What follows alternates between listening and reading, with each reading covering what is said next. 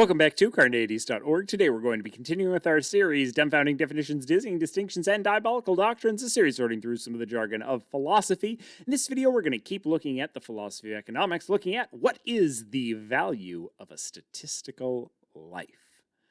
Now, this video is brought to you by our new book, Are All Lives Equal? Why Cost-Benefit Analysis Values Rich Lives More and How Philosophy Can Fix It. Stick around at the end to learn more.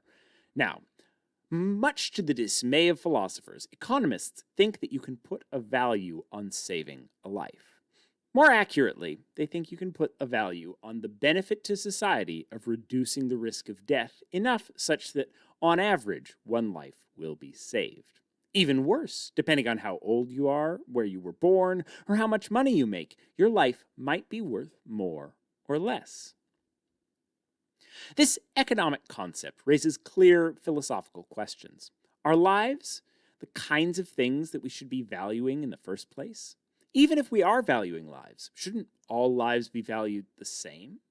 What should we consider when valuing a life? Why should the lives of rich people be worth hundreds of times more than the lives of poor people? How much is your life worth? This video will look at the economic process for valuing lives, as well as some of the ethical challenges to current practices raised by philosophers. Though you should definitely check out the book, which we'll talk about at the end, for more on this because it's a central focus of it. So, let's take a look. Why are we even valuing lives in the first place? The value of a statistical life, or VSL for short, is used in a process known as cost-benefit analysis, a process which governments use to count up all of the costs and benefits of a policy, as a consequentialist might, to determine if that policy is worthwhile. Check out our video on CBAs or cost-benefit analyses for more. Some costs and benefits are easy to quantify, like the cost of a new tax or the benefit of a subsidy. Others are more complicated, such as when a policy reduces the chance of death in a population. In other words, when on average a policy will save some number of statistical lives. Economists need a way to value lives in these equations, or life-saving policies risk being written off as worthless. If there's no way to value the benefit of mortality risk reductions, of reducing the chance of death in a population, there's a risk that economists just won't count them at all, and policies that could save lives will go undervalued. Your initial intuition might be to think that a life is priceless, so it can't be valued, or that such policies would lead to governments condoning assassination for hire. If enough people would benefit monetarily from someone dying, the government should just kill them. However, this is not at all what VSL represents. Value of a statistical life is about reducing or increasing the chance of someone in a population dying, not actually about killing a specific person or saving a specific person's life. Economists don't use VSL to measure how much a particular individual's life is worth, but rather how much reducing the chance of death in a population is worth. To give an example of why this is used and how it's distinct from valuing specific lives, take the following thought experiment from the new book. Imagine two diseases, rarity fever and apocalypticoccus. Rarity fever kills 1 in 1 billion people that it infects. The others don't even get symptoms, never even knew they were sick. While apocalypticoccus kills 99% of those who are infected with it. It seems that a government would be fully justified in shutting down commerce in the face of apocalypticoccus, but would be justified in not really shutting down anything to prevent rarity fever because even if everyone in the world gets it, only 7 people will die.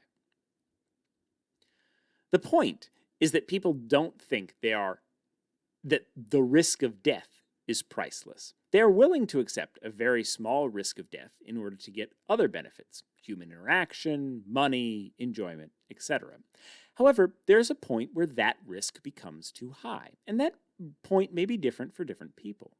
The point of the value of a statistical life is to measure risks that are in between rarity fever and apocalypticoccus. And yes, I included this thought experiment specifically so that I could say the word apocalypticoccus over and over again, and determine if the risks of death are worth the benefits to the economy, to human welfare, etc. We won't get into the debate of which of these two buckets the current pandemic falls into here, but we do have a whole chapter on it in the book, so check that out. The value of a statistical life, then, is based on the amount someone would be willing to pay for a small reduction in mortality risk. If a person is willing to pay, say, $7,000 to reduce a 1 in 1,000 chance of dying, the value of their statistical life is around $7 million. Or, in other words, if we implemented a policy that eliminated completely a 1 in 1,000 risk of dying from a population of 20,000 people, say we gave them all a type of medicine that prevents heart attacks in 1 in 1,000 cases to all of these people. All those people had similar values of a statistical life, so they would all be willing to pay about $7,000 for that intervention. We would save 20 statistical lives. We don't know who we're saving in this situation, but we say, we reduced a 1 in 1,000 risk of dying in a population of 20,000 people. We're going to save about 20 people's lives on average.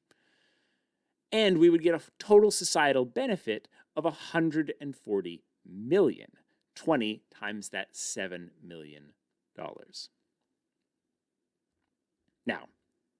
Now that we understand what a VSL is, it's the benefit to society of reducing mortality risk, the risk of death, enough to, on average, save one life, and why it's used, so that we can compare the costs of policies that actually save lives to their benefits.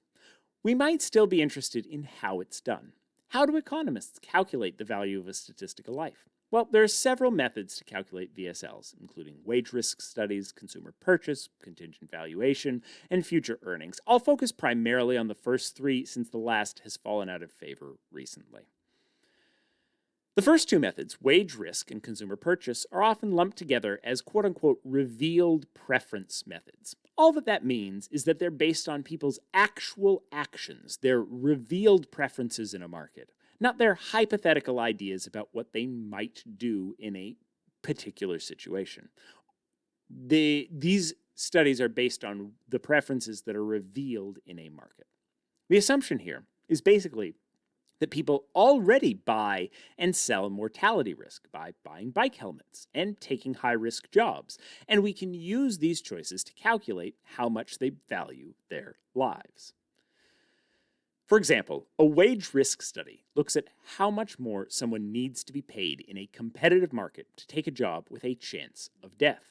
Simply put, you compare two similar jobs, one where there is a risk of death, one where there is not, and find the difference between their wages. Statistical techniques can be used to create a synthetic control, in other words, an imaginary job that is otherwise identical to the risky job, and so on.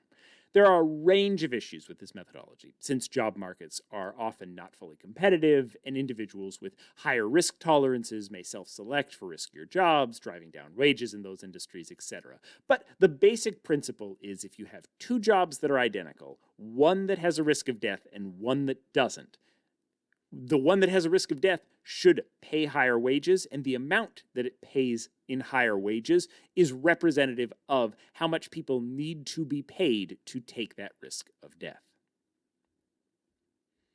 On the other hand, consumer purchase studies look at how much people are willing to pay to obtain goods that reduce mortality risk, like bike helmets or state-of-the-art airbags in their car. The more that consumers are willing to pay to get some product that will reduce a particular risk of death, the more valuable their lives are considered. For more specifics on how these are calculated, check out our book. Now, contingent valuation simply means surveying people to get their preferences.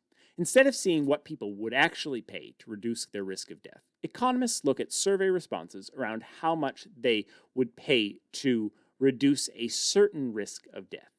These have a range of problems, since people don't always know what they would be really willing to pay for something on a survey, and surveys in general are imperfect measures of preferences.